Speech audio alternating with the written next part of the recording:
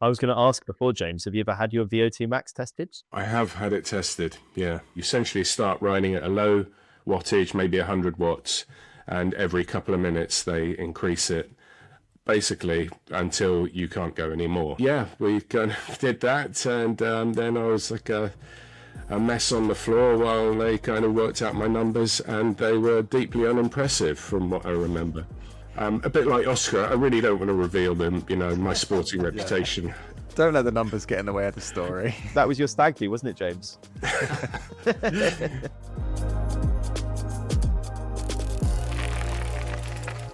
Hello and welcome to episode 10. We're in double digits of Off the Back, the podcast from Cycling Weekly. I'm Adam Beckett. I'm Cycling Weekly's news editor. And joining me this week is James Shrubsall. Hello, James. Hi, Adam. How you doing? I'm very well, thank you. How are you? Yeah, good, thank you. Good. And Tom Davidson. Hi, Tom. Hello, yeah, back for second week in a row. I'm on a streak. If we had a table, I think you're probably currently in third or fourth, Tom. So, take that to the bank. Podium spot, Champions League place. Probably. I mean, I think Brooke's been on more than anyone else. And then me, then you, I'd imagine. Unless, okay, well, Andy's been on a few. Then. Cool. James is back for the second or third time, I think. Second time, I may be lingering in some kind of, relegation danger zone. So, I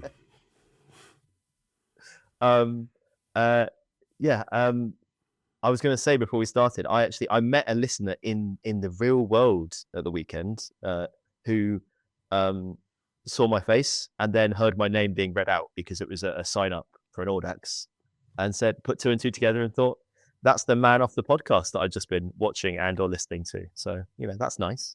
The real world is a terrifying place. I'm sorry you have to exist there as well, Adam. Well, the real world being the sign up to an Audax, it feels like quite a concentration of Cycling Weekly readers or podcast listeners, if there ever was one, right? Yeah, so my girlfriend and I play a game. It's not really a game, but we talk about celebrity spotting quite a lot. Not to say you're a celebrity or you're not a celebrity, Adam. Well, but one of the key rules of our celebrity spotting game is if the celebrity you spot is in a likely location for that celebrity to be, then it doesn't count. Sure. Okay. So that seems a bit harsh. Although maybe if you went to the Oscars and saw a film start, that exactly. Yeah. Or if we're at a football game and a club legend is in the stand, and she goes, "Oh, it's that footballer," and I say, "Doesn't count. They're likely to be here." That is where you would expect them to be. But if I saw that club legend in the fruit aisle at Morrison's, then I would say that definitely counts. So as soon as, Adam, you are spotted in the fruit aisle at Morrison's, then this is great. Yeah, I mean, I don't know where I'm going with this. The Audax is a good place for you to be. No, I agree. In another life, I talk about pubs a bit, and every time I've ever been recognised for that, it's been in a pub. So again, that doesn't count. I suppose, like if you're at Wimbledon and you see Roger Federer, not that exciting. But if you're at Wimbledon and I don't know, Hugh Jackman is in the royal box, that is quite exciting. Or to bring us back onto cycling, Tadej Pogacar. Tadej Pogacar, he likes tennis, doesn't he? Paddle? I think he went to the tennis and interrupted a match because he walked in or something and everyone got excited. Anyway. I mean, he's probably friends with Roger Federer. Let's face it. I just can't imagine he isn't somehow. That's a half-remembered anecdote. But I guess there must be tennis in Monaco. Anyway, Tadej Pogacar wasn't racing at the weekend, but the other luminaries of cycling weren't they, Tom? They were indeed. We've seen a lot of Mathieu van der Poel the last week. We've also seen a lot of Belgian residential areas. It's that time of the season where we haven't quite gotten into the like cobbles bit. It's more like bike lanes and different like houses that all kind of look slightly the same but not quite the same, and then petrol stations, and then sharp corners and curbs and front gardens. But yeah, we've had racing. On a tangent, and I'm sure this is a conversation we've had before, and it's too early in this podcast to really have a tangent, but I'm pretty sure the reason why Belgian villages look so weird is because all the houses have to look differently because of planning law. or something mad like that. Like I'm not qualified to comment on that, I'm afraid. if you build a house, your next door neighbor can't build a house in the same style. Oh, it's like plagiarism. Yeah. Okay. It's again, it's a half remembered anecdote, but it's something like that.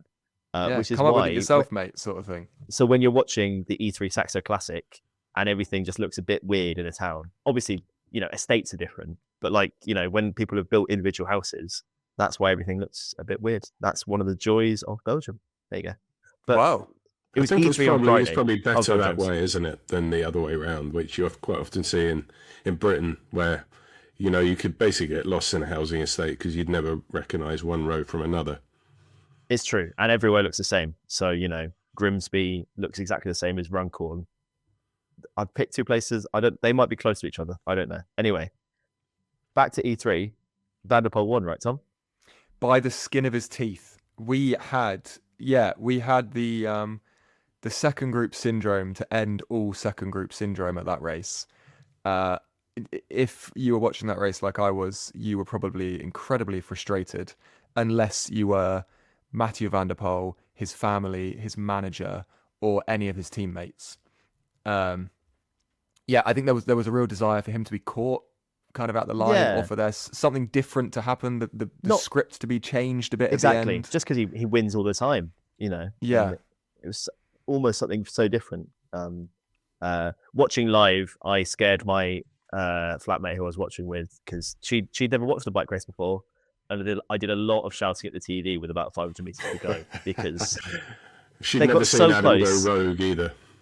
Exactly, they got so close and they didn't get there. So that was E3 basically. That was the story of E3. I have to say that was quite an exciting sort of narrative, if you like, of the end of that race, because often that doesn't happen. We're used to seeing riders, mentioning no names, just sort of go solo and then never get seen again. So it's quite interesting to see the sort of chasing group come back to such a close gap, and they still couldn't do it. And quite often I think it's easy to think when you're looking at the TV that, well, there's a 10-meter gap there or a 20-meter gap there. Surely all you have to do is ride a little bit harder and you can close it. But, that really is what cycling is like in real life when you're out on the road, even on the club run perhaps.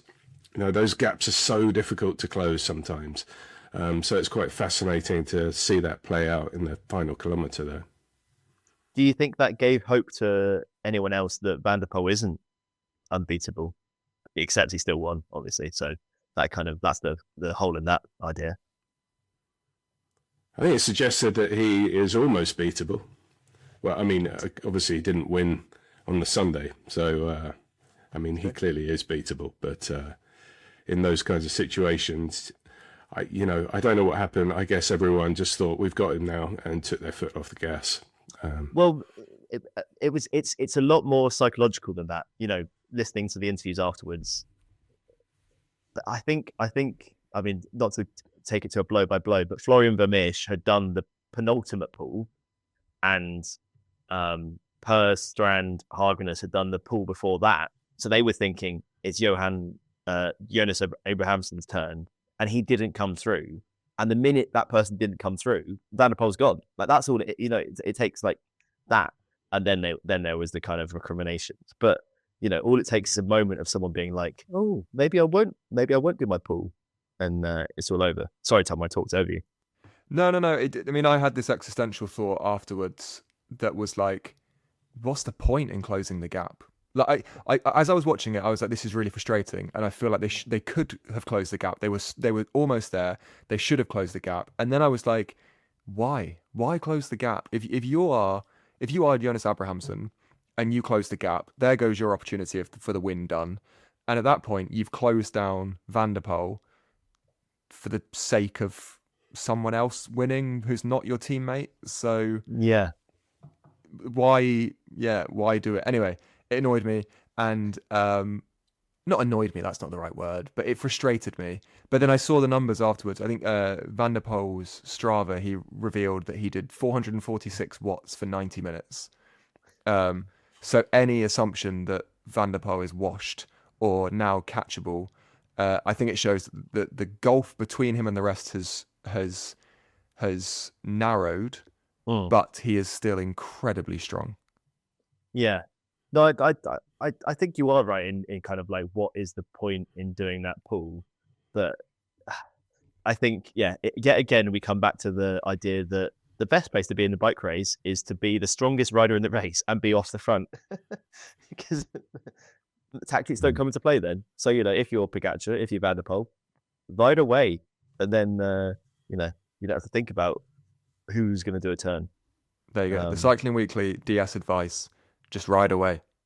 If you're if you're the strongest rider in the race, the best place to be is off the front. Which is what we saw. That, sorry, Adam. I was just going to say you can apply that kind of philosophy about why bother closing the gap to almost any race, I guess, unless there's two riders with one with a teammate in that chasing group. But I guess every rider, they're there to win, aren't they? So if they think they can get closer to doing that somehow, they're going to try. Yeah, we saw another example of if you're the strongest rider in the race, ride off the front in Flanders Fields, the women's race, where Lorena Wiebes detonated everything and didn't even wait for a blood sprint, right, Tom? Yeah, so she went on the Kennelberg, which was in the last 40 kilometers to go, kind of pulled away a small group. And it worked very well for her because she went on to win. She didn't solo. She went away with a small group. And within that group, there were 2 UAE Team ADQ riders, which you would think advantage to them. They've got 2 riders there. Doesn't really work like that when Lorena Wiebes is in the race. Well, exactly. It was very difficult for that group to figure out what it was going to do into the finale. They knew that if they took Wiebes to the line, she would sprint past them all. And UAE half tried to attack her and only really did so with their sprinter, who was Gasparini, who was the one that could have challenged Wiebes, which didn't seem like the best idea to me. So they ended up just knackering their sprinter out. So Wiebes then had just one fewer person to sprint against. And she won, but she very almost made a meal of it on the finish line by celebrating too early. But I think the overhead shot made it look closer than it was.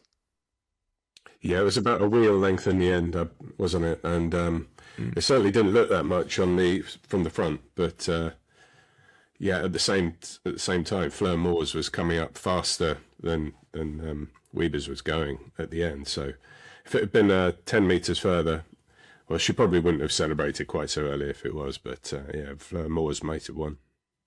And Jasper Philipsen won the men's race, which is just more proof of the kind of theory that if your team has a really good sprinter as well as a really good kind of, I don't know, puncher in Mathieu van der Poel, then you've kind of got everything covered.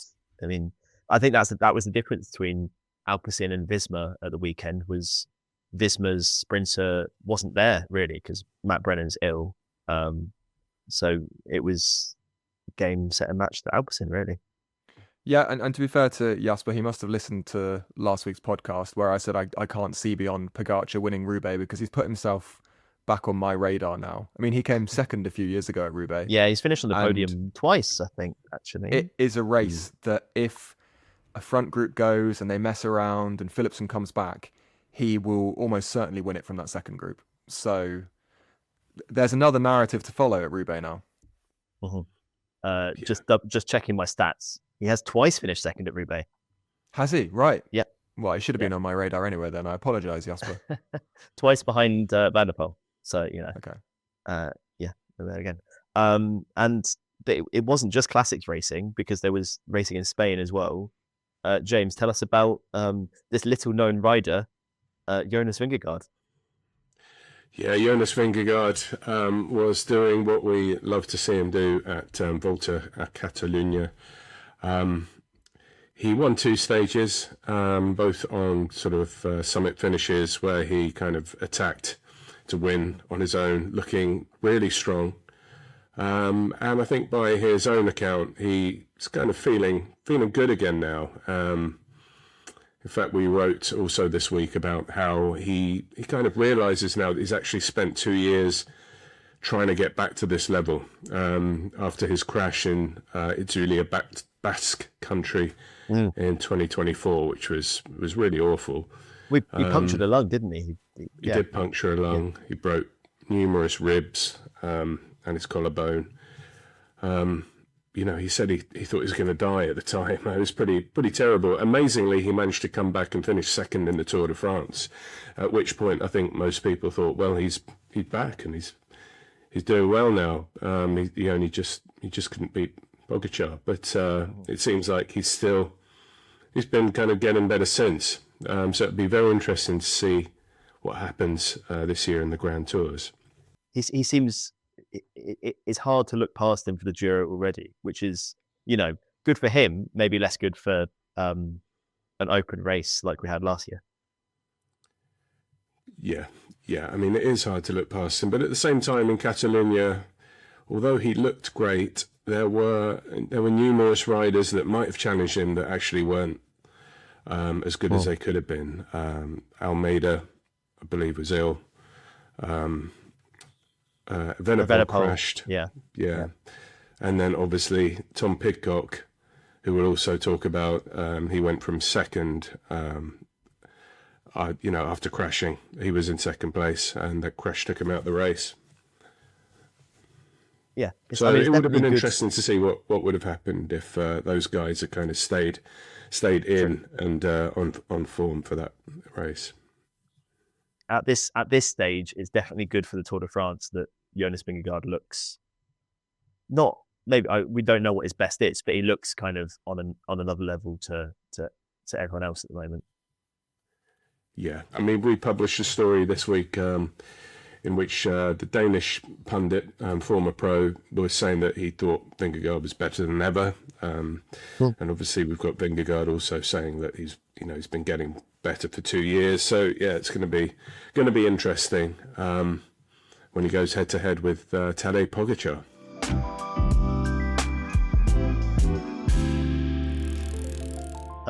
Moving on to our most read stories of the past week. We've mentioned him already, but one of the most read stories was all about Tom Pidcock and his crash. I know you've just done a bit of talking, James, but tell us what happened to Tom Pidcock on Friday, I think it was, wasn't it? Well, that's a very good question, actually. I've got in my head, I think it might have been Thursday, but... No, I think it was Friday because it was the same day as E3. Yeah, sure. Friday it was then. So he crashed into a ravine. There were a number of climbers that came down on what was the penultimate climb on the descent there of that day. Another big mountains day. And he was drinking, misjudged a corner, went over into a ravine. And I mean, it's amazing. He himself said that he felt very lucky to be okay. He was able to kind of radio his team.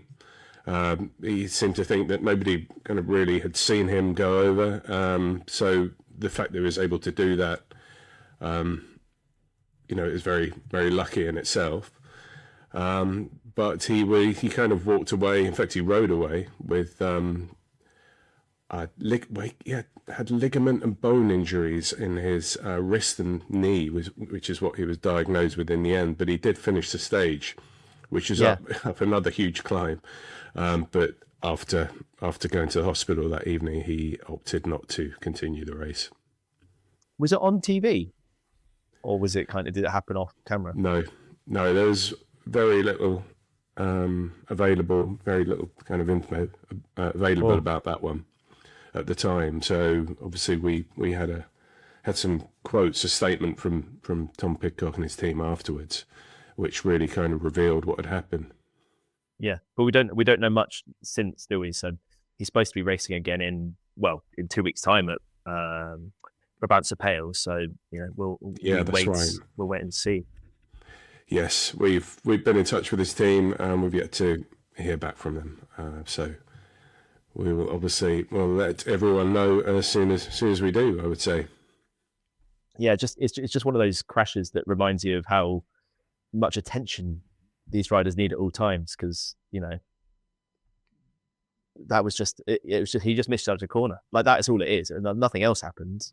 But Yeah. you know, a little bit distracted, and off the side of a mountain you go. Yeah, I mean, it was described as a significant fall. I don't know exactly how far it was, but it sounds like it was certainly enough to do more damage than it actually did. So, yeah, I'm sure, you know, Tom Pidcock and all of us really are grateful that, you know, nothing worse came of it. And I'm sure he'd be back on the bike in good time. Definitely. Well, yeah, heal up, Tom, because I'm sure you're listening. I don't know why I said it like that. Another Tom, our Tom, talk to us about the man with the highest VO2 max ever. Yeah, I mean, this isn't a very recent story. This story goes back to 2012 to a Norwegian man called Oscar Svensson, who the most diehard of cycling fans will remember as the winner of the junior time trial at the World Championships in 2012. Just before that event, Oscar set a record that still stands today. Some people say Christian Blumenfeld, the triathlete, beat that record. Also Norwegian, right? Also Norwegian, but that comes off of a kind of picture in one of his Instagram posts, which has not been verified, and there have been no sort of tests or proof about that since. So we don't let it get in the way of the story, and it has not disproved Oscar Svensson's record. Anyway, before that, Oscar Svensson, 18 years old, set this VO2 max record, which still stands today, of 97.5 milliliters per, I forget the measurement, I'm going to look it up now, milliliters per kilogram per minute. Now, that's what I measure everything in. Yeah, I can see your eyes darting around for an explanation of what on earth that means. In terms of the measurement, I don't know. But in terms of having a good VO2 max, it basically is about as pure measure of physiological performance as you get in sport. It's the uptake of oxygen in your body. So your body's ability to process oxygen and turn it into physical performance. By way of comparison, if Oscar's is 97.5, Chris Froome once tested at 88, Greg LeMond at 92.5, and Tadej Pogacar at about 96. Now, that is where my relationship with this story enters, because I wrote a story. Because Tom's is 100. Because mine is 105, and I've proved everyone wrong, and I wanted to rub it into Oscar's face.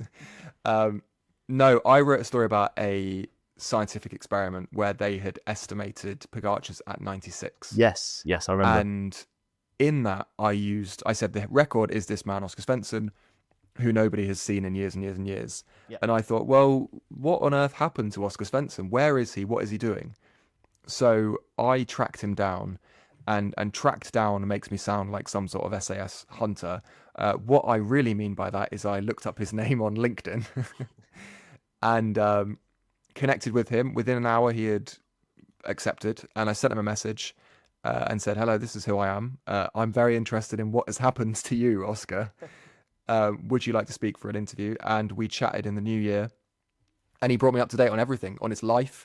He's married with a child. He lives in Oslo, and he works. This is the most interesting bit. He now works for a company called AUK, AUK, who make indoor herb gardens.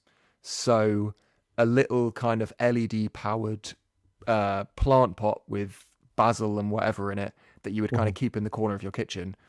And he's doing phenomenally well with that. So no regrets about giving up his cycling career. His VO2 max record is now a bit of a running joke, he says. So his colleagues know about it. They don't really know what it means. Sure. But when he got married last year, his friends took him to a VO2 max testing facility for the stag do. Wow. Because they were like, this is the guy with the VO2 max. Let's see what he's got now. And I asked him what he tested at. He was a good sport. He did the testing. And I asked him what he tested at, and he wouldn't tell me, because I think he's aware that a lot of his sporting reputation rides on that number. So he wouldn't want me to update it. So for all we know, he's still at 97.5. Or he's gone higher. That's maybe what it is. Maybe he's worried about more stories and then having to get back into cycling when he's really enjoying the herb gardens. Less chance of crashing when you're making herb gardens. Certainly is. Yeah. But no, it's good. We had a really nice chat, and he was very very in depth about everything, very honest, very open. He basically, his story is that he just didn't really love cycling enough to pursue it professionally. Yeah, I mean, Um, I get this a lot, actually. I get this a lot. I say that as if I'm a professional cyclist. But when people find out that I write about professional cycling, and it's one of the questions is why do people choose to become professional cyclists? Because the answer is a bit money, because they're paid more than by and large a world tour cyclist, for sure. A male professional cyclist is paid a lot more than we are, but you kind of have to live like a monk for 10 years of your life, at least 15 years. So yeah, I mean, if you can find enjoyment elsewhere, then yeah, good on you. well, this is it. When you drill into it, being a professional athlete looks really glamorous and lots of fun. And wow, I would love to climb up the mountains in France and cycle around Italy. But in reality, it is, as you say, living like a monk. It's social life is constrained. You're training 40 hours a week. You're eating certain things. You can't eat certain things. You can't drink certain things. Adam, as someone who runs a pub page, that would be very difficult for you. Would be. And Oscar had owned, so he'd come from alpine skiing, Whoa. and he'd only been cycling for about 3 years before he won the world title. And he wasn't kind of indoctrinated, for lack of a better word, into cycling. So he wasn't like, this is my life, this is what I want to do. He kind of just stumbled upon it, and then he was like, actually, no, I don't want to do this forever and ever and ever. And then went and studied business and got a master's and did loads of different things, and is now very happy. For Oscar, it was also it was around about that junior to senior moment, wasn't it, where he ended up deciding that it really wasn't for him. I know he signed for a continental team for a couple of years, and then there was one race where it just all went wrong, and then that was him. He was out.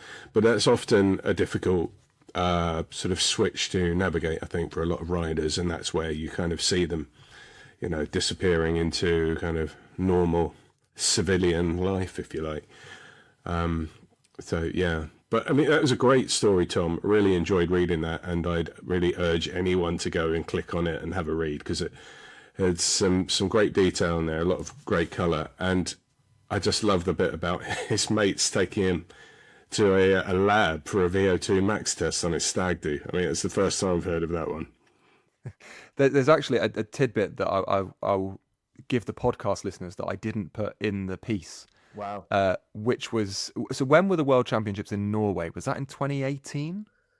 It in was Bergen? it was the third year 2017. that Sagan won, wasn't it? Yeah, 2017. 2017. So Oscar's obviously Norwegian. He went there as a fan just to kind of be involved with it. He knew a lot of people from his racing days that were there. By this point, he had been so he retired in 2014 at the age of 20, I think. So he was out of the scene for 3 years.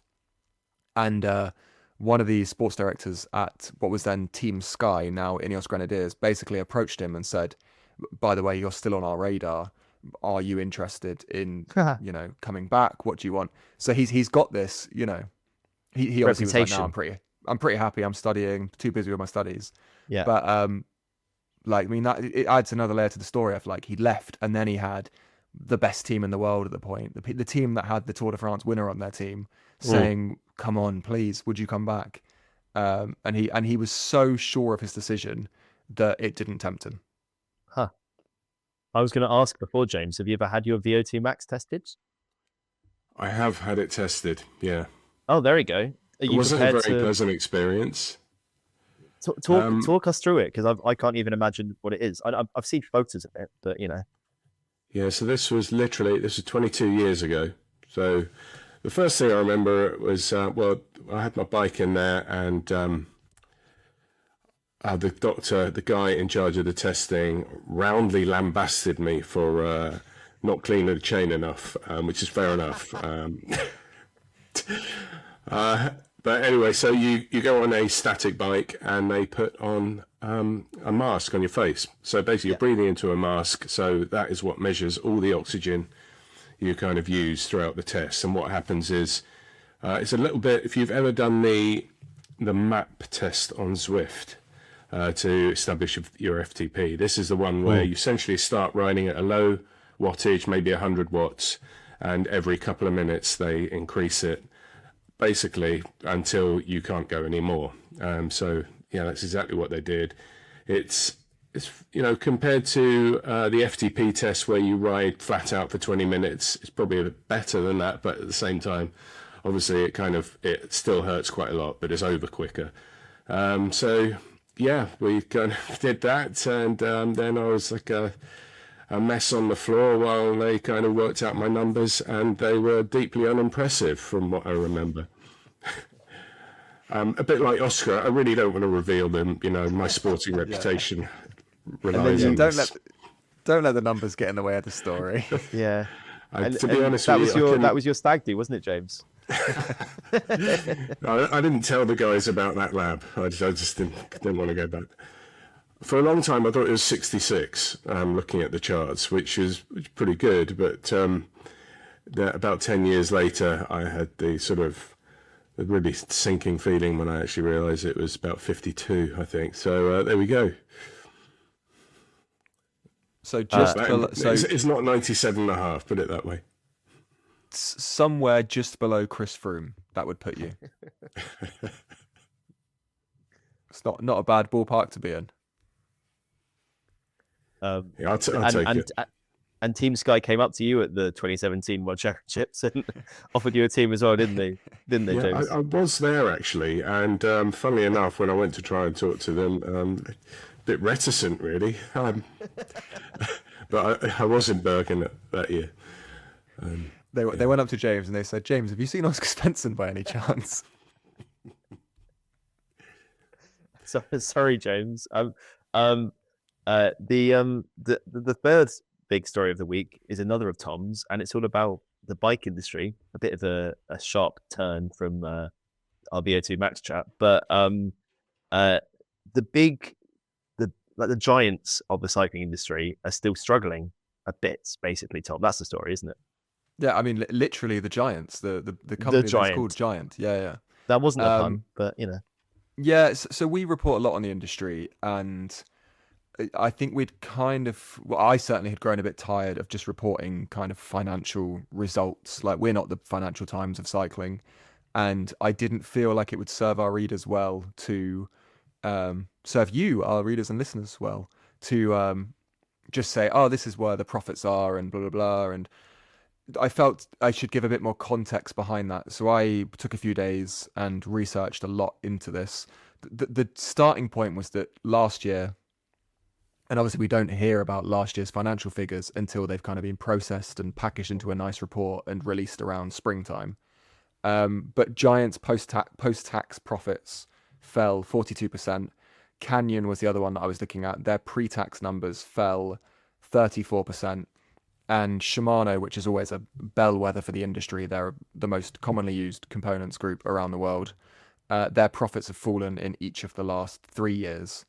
And my big starting question was to look at that and then ask, why is this? We're past COVID. That shouldn't be affecting us so much anymore. What is at play now? And the answer I found out was kind of threefold. So there was COVID, which is still hampering, still dogging the industry. You've still got oversupply. They've got the discounting, which would have been felt in the 2025 financial results because they would have discounted in 23 and 24, and then it would have trickled through. But then also you've got geopolitics and world economics. There's the Trump tariffs. Giant in particular have been, and I know James has reported on this, but they've been subject to an import ban on their products from Taiwan in the US because of allegations about forced labor. Giant is based in Taiwan, so that is a lot of their products. And then there's also a lot of deflation in China at the moment. Deflation, for anyone not economically versed, as I be honest, generally am not. Well, I'm just about remembering my A-level economics here. So deflation is the opposite of inflation, which you would think, if inflation means prices are rising, then deflation sounds like something I could get on board with. But it's not. It doesn't necessarily work that way in practice. So yes, it means that prices are falling, but kind of consumer behavior trends have found that consumers then don't spend their money that much because they are just expecting the prices to keep going down. Like if there's a bike that or say, I don't know, there's a chocolate bar I want in the shops, and last week that chocolate bar was 90p, and this week it's 80p, and I'm thinking, hang on a second, if I wait till next week, that chocolate bar is going to be 70p. And that's why Tom never eats, because he doesn't buy anything. He just stood there waiting for it to. I've been waiting since November to buy this chocolate bar from the corner shops. To keep the big capitalist money go round. There's a nice Freudian slip. The merry-go-round of capitalism going round. You don't want deflation or inflation. You kind of want it, which is what the a central bank like the Bank of England tries to do with monetary policy. They try and reduce inflation, but not to the extent that consumers stop spending, because then that tanks the economy in another way. There you go. There's some AS level economics that bang on off the bonds. I see them. And any sort of industry kind of thrives on stability. So we don't really have that at the moment. A lot of people will be wondering, well, if these profits are going down, what does that mean for the price of a bike? Does that mean that they're going to start selling bikes cheaper? Are bikes going to get more expensive? The answer to that is we don't really know at the moment. Bike brands are still bringing out bikes every single year. Maybe we might not see as much of that in the future. They might decide that, to ship stock, they're not going to release them every single year. That's a theory of mine. I've not had that confirmed from anywhere. But, we've got continually growing geopolitical situations. The war in Iran is something that the industry is concerned about at the moment, because we like won't know oil about prices, that till like next year or the year after, really, in terms of kind of data. But even things like surging oil prices that we're seeing at the moment is going to affect the industry, because a lot of this industry is done via cargo boats. It comes from China, Taiwan. Ships. Is that not the same as cargo boats? You can't say boat if you mean ship. My dad will write in. Sorry, yes, your dad is a man of the maritime, isn't he? It's a man of the sea. Yeah, okay. Right, cargo ships. Thank you. And those prices will affect that inevitably. So hold your breath, we'll see, and I will report on it when anything interesting comes up or anything that might affect you. It does appear to be the again, pardon the pun, the giants, the behemoths that are kind of struggling at the moment, because not almost as if they kind of overextended during COVID, and they're still kind of recouping they're getting back to normal now. So not that we have data for everyone, but it's kind of Trek and Specialized, as well as Giant and Canyon, as you said, it's the huge brands basically, right? Yeah, I mean but this is kind of when there's big geopolitical issues, anyone that trades on a massive global scale, it's going to be affected by them bigger or on a bigger scale themselves. So massively kind of localized things are not going to be as badly affected. So maybe your companies that are, your own British companies like your Ribbles and things like that, or I know there's been some success stories with companies like Rose Bikes who are not trading as big time or not manufacturing as far away, are not going to be as impacted. But I mean, we'll see. The difficulty with this is American companies, if they're not publicly listed, they don't have to release their financial information. And I would have liked to have known more about your Treks, your Specializeds, but that information is not there. And when you try and go through the front door and say, hello, please let me know all of your financials, they generally are not that favorable. There's a reason why they're not publicly listed in some cases, because they don't necessarily want that information out there. I mean, one thing for me that jumps out from that story is how the kind of excess inventory is still hampering the industry sort of 5 years on. I mean, I remember 2 years ago writing a story where everyone was being told to survive to 25. That was the kind of catchphrase, if you like, just to get shops and distributors to kind of hang in there and ride out this inventory crisis. And it's obviously not half as bad as it was, but it's still having an impact, which is amazing to me. The industry really kind of Well, you can't blame it for wanting to take advantage of the boom back in 2020, 2021. But if it had been able to see into the future, things would have been very different. So what we need now is a nice pithy rhyming thing for 2027. So it'll be heaven in 2027. Yeah, there's not many things that rhyme with 7, I'm afraid. 11. 11, 7. Turn it up to 11 for 2027. Maybe that's it. Maybe it'll be heaven in 2027. Maybe heaven. Yeah, Tom will get back to those brands that wouldn't tell him their financial results and say, "Don't worry, guys, it'll be heaven in 2027." Yeah, and by that we don't mean as in like the brands will all die and go to heaven. We mean it's going to be bliss on earth. Yes. Okay, that's good. Point.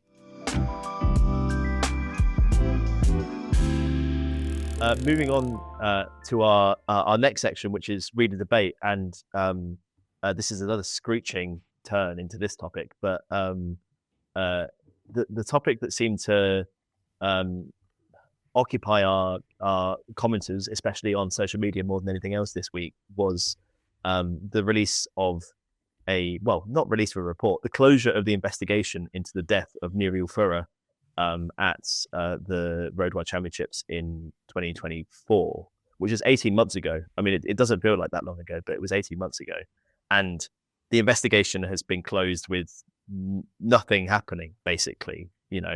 I'm sure the Swiss police and public prosecutors were very diligent in their investigation, but no criminal activity has been found. Nothing that can be kind of prosecuted, essentially. So that's why it's been closed.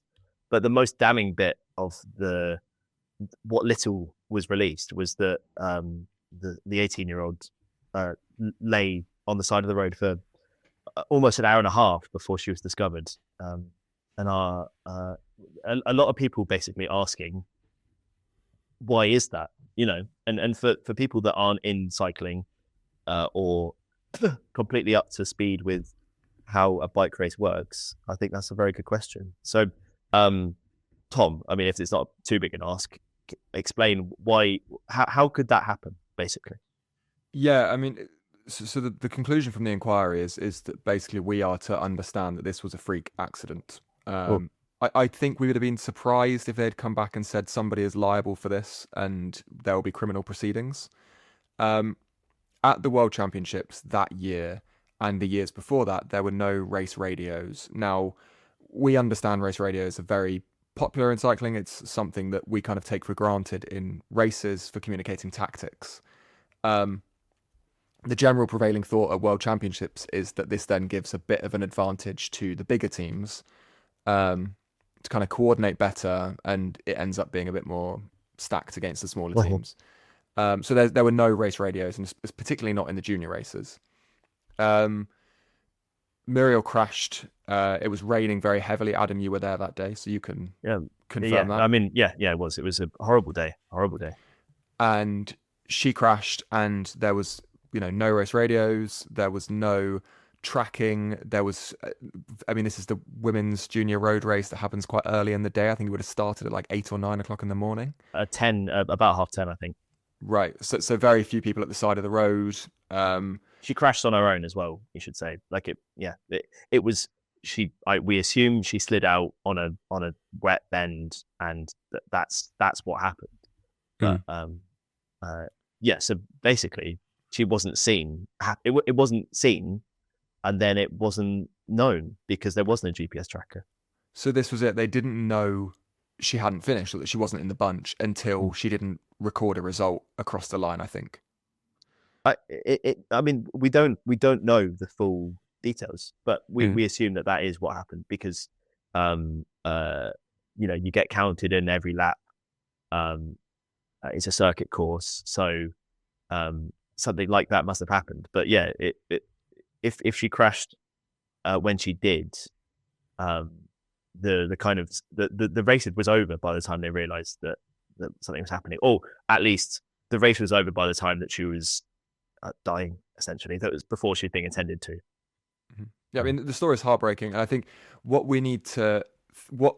it should provoke is us wondering, what can cycling do to be safer for riders and to ensure this doesn't happen again? Or if you can't ensure it, make it incredibly, incredibly unlikely it doesn't happen again. Yeah. And, it's been a year and a half since that happened now. Are we confident that cycling is in a better place? Adam, you wrote a piece about it for the website today. What do you think? I'm not confident that cycling's in the best place. I mean, so in the kind of immediate circumstances, all riders at the World Championships last year, the Road World Championships, had GPS trackers on them. So this hopefully couldn't be repeated.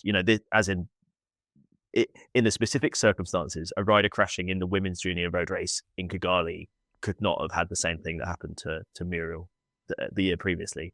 But as for other races, other situations, I don't know. But Tom, you and I have worked in cycling for not that long, and we've had to report on 3 or 4 deaths, really. Some higher profile than others, but in racing, and it's hard to know what has actually changed, really. Well, I guess in that way, maybe throw it to James, who's been covering cycling for, I think, 2 decades now, maybe a bit longer.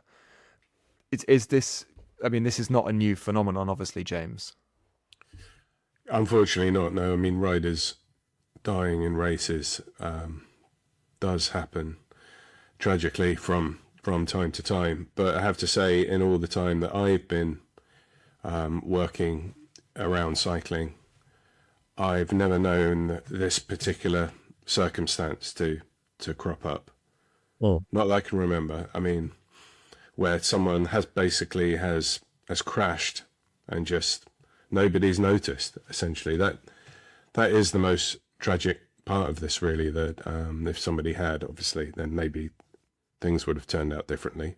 None of us can say that, of course, for sure. But it raises the possibility. So no, I've not seen this, and it is. You can see why they're saying it's a freak accident, but at the same time, just last week we have Tom Pidcock crashing into a ravine and saying how lucky he was that he could talk on his radio because he wasn't confident that anyone really knew where he was. So I mean, I'm amazed that in Muriel Fura's case, that it wasn't noticed when no rider, with her number on finished, came through the finishing gantry or through any of the time checks. And you would hope at least that maybe there's got to be some relatively simple fail-safe that you could put on the digital system that kind of covers that would flag up anything like that automatically. Yeah, I think that's what makes this case all the more heartbreaking, is because it was at the World Championships, because it's if more than almost any other bike race that we cover, the World Championships it's a circuit race. It's kind of on a the road race does laps of a bit. That's what happens at a World Championships event, and you'd think that danger spots could be identified and flagged, or there could be marshals there, but for it to kind of just happen and then not be seen, and then for this, it's it doesn't bear thinking about. But it is. I was almost glad to see our readers kind of talk about it in such ways, because it's not obvious. If I think if you were coming from another sport and you said, wow, a rider died and not a lot has changed, it might seem kind of incomprehensible. So, cycling still has a way to go, that's for sure. This is it. I think the final point on this topic is that from that inquiry, and it says this was a freak accident, that does not mean that we should sit back and accept that, this is riders dying as part of the sport. Like, it shouldn't be part of the sport, and we should do everything we can to stop that being part of the sport. And I welcome any initiatives from the UCI, from race organisers, from riders to help protect themselves, to help protect riders.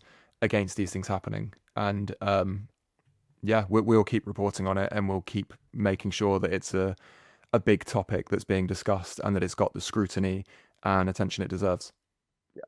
Just one final point is to say Formula One, even 10 years ago, but especially 20 years ago, 30 years ago, drivers were dying, and that was an accepted part of the sport. And now it's not an accepted part of the sport. Drivers don't die, and that's because they stopped drivers dying. So, we can just hope that incidents like Muriel's, incidents like Andre Drege's, incidents like Gino Mader's are kind of point us in the right direction towards a zero death sport, as opposed to a sport where we have to sit around and say, oh, it happened,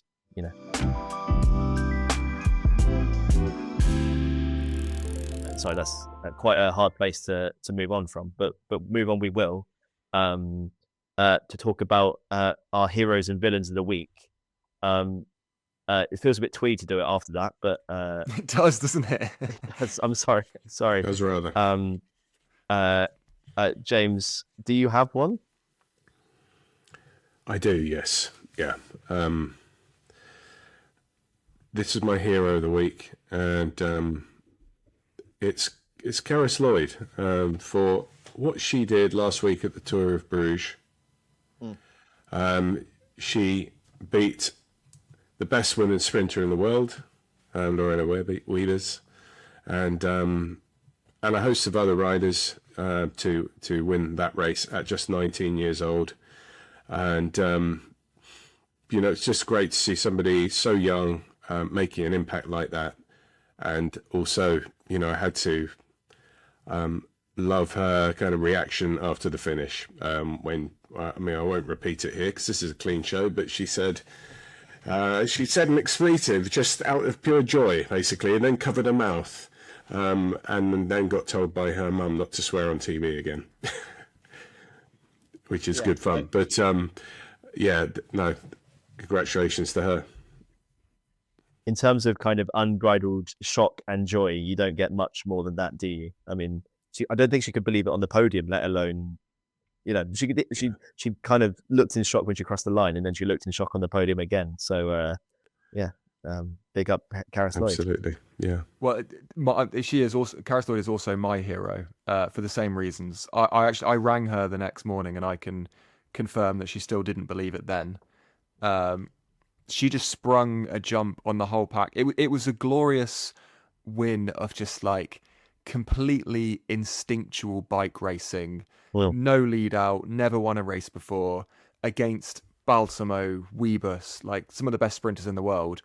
And then 19-year-old Karis Lloyd, who was kind of there to fend for herself, try and get a top 10 if she could.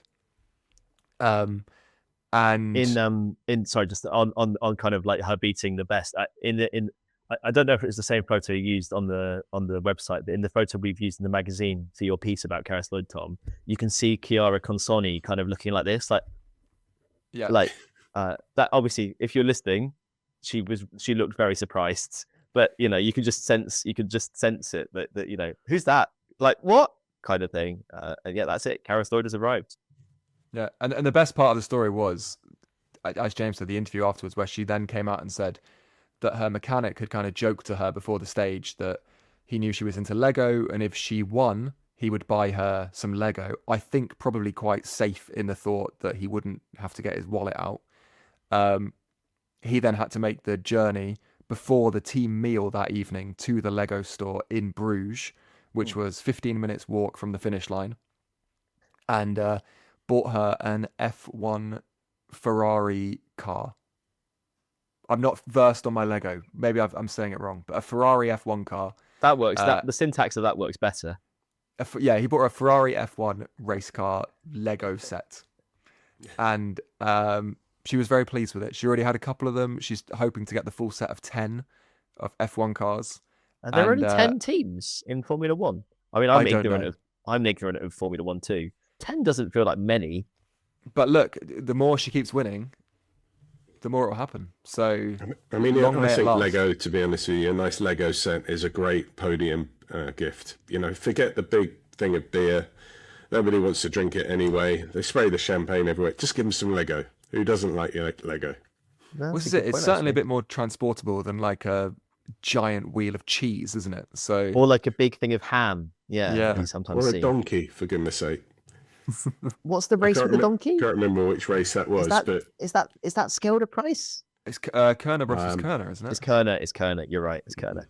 I It's was not going a to say, real. Ja- It's a donkey, a cuddly toy. We should say. you can take a no, donkey home. there's with you. definitely cattle has been given. Live Well, cattle. There's the pig at Trobro Leon that Tom wrote Yeah. about once. Yeah, I interviewed Laurent Pichon, who had won a pig at Trobro Leon. And- James, I was just going to say, I really enjoyed how you called it the Tour of Bruges, which is a fascinating translation of the race, because I think it's the Ronde van Brugge. Just call it the Ronde van Brugge. Our Flemish listeners are going to be appalled. Yeah, I apologise. I don't know what the Flemish for sorry is, but I do apologise. But I think in some of the sort of official communications, it is actually called Tour of Bruges as well. So Yeah, I just went with the easier one.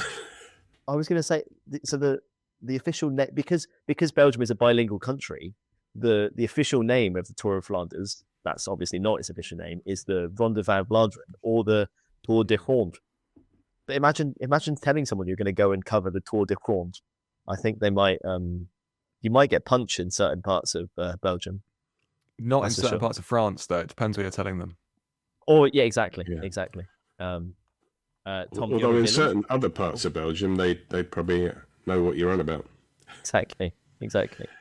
Tom, I do have a villain, yes, as well. My villain this week is the two, quote unquote, intoxicated fans who assaulted the Team Visma Lease Bike sports director's car at the Internazionale Coppe e Bartali this past week. Tried to steal a bike off the roof, punched the window, shouted some expletives at the driver of the car, and came away with absolutely nothing. the footage is very odd. Just what would they do if they got the bike? You know, Look, none of it looked very well thought out. no, that's true. That's true. I mean, the force with which the second guy punches the car window is shocking. Mhm. And I don't know if he'd known what to do if he'd managed to actually break through the car window. I don't really know if that was his intention. Also true. But yeah, it Very was odd. very, very strange. And I kind of thank the age of social media that we live in that we were able to see footage of it and that there was proof of it. Agrees. It has been reported to the police. We've had no updates about it since then, so they might have just dropped it. But yeah, strange, very strange episode. And one of those races that you don't expect to be front page news, but sometimes things like this happen.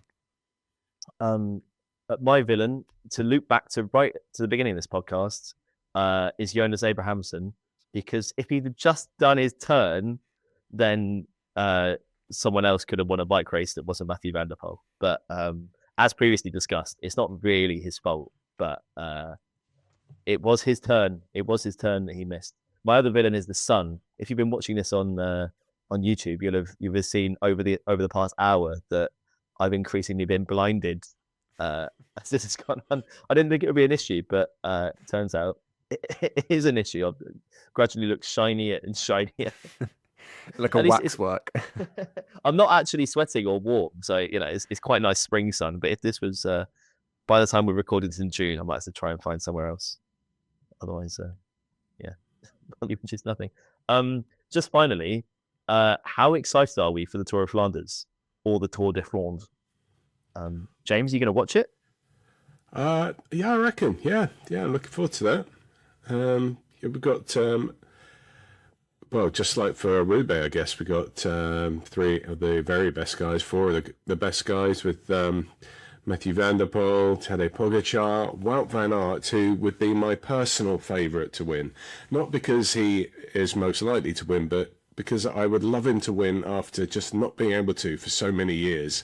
And I know it's you just know on his kind of fridge door, he's got a post-it saying, "Win Tour of Flanders." I like that. I like the idea that he doesn't know that. That's what's been going wrong. That's he's just if only I'd have thought to win it. As long as he looks at that before he leaves that morning, hopefully You he'll be said okay. 4, James. Who's the 4? And Mads Pedersen. Oh, interesting. Do you have a pick for the Yeah. women's race? Now that's a tougher one, I would say. Who do you think? Well, Lotte Kopecky, apart from the one year that she didn't win Flanders, always wins Flanders. So I'm going to say Lotte Kopecky is going to win her 4th Tour of Flanders. Although I wouldn't be surprised if Demi Vollering won, considering, she hasn't raced since Strada, I don't think, where she obviously had that odd time a bit off-road. But I always think she's never won Flanders. She's finished on the podium, but Flanders is surely a race that's perfect for her. So we'll see. Yeah, you feel like it would be one that suits her quite nicely. Exactly. Tom? Well, I think we'd be fools to write off Karis Lloyd for this one. I don't know if she's racing. No, I spoke to her. She's not going for the win in that one. She's riding for Kat Ferguson, so we can probably write her off. Look, I'm going to say Lotte Kopecky for the women's race and Tadej Pogacar for the men's race. So I'm looking forward to reaping in my winnings from the bookies with those two bets. I think if Tadej Pogacar doesn't win, something has happened. Is that fair to say? Like a crash or something really odd. Like he should win, because in my head, Flanders and Strada, obviously there's a bit more climate at Strada, but they're quite similar in terms of profile. And he was so like well and truly above everyone else at Strada, so you'd think the same would happen again at Flanders. Yeah, look, for me, and this is going to be blasphemy to some of the listeners, they are all just warm-ups to Paris-Roubaix. So what a sour note to leave it on. But look, it's a form tester. Someone needs to take you to the Tour of Flanders and give you about 10 warm Jupilers, and then pump Euro trash in your ear for about 3 hours, and then you'll understand the true meaning of the Tour of Flanders. Right. Okay. The true meaning of Christmas. I mean, I think the climbing at Flanders is a little bit. It suits Van der Poel quite a lot more, I'd say, than Strada. So I think he at least has a chance of, giving Pogacar a good run for his money. And just before we finish, if you've listened this far, I mean, congratulations to you. You're in a select club, and as part of that select club, I'm going to say, please subscribe to Cycling Weekly, the magazine. It's the best thing I do every week, and that's not hyperbole. So there you go. Subscribe to Cycling Weekly. And on that note, thank you very much, James. Thank you. Thank you, Tom. Thank you very much. And we'll be back next week with another episode to find out if Pogacar and Kopecky win. Chat to you then. Bye-bye.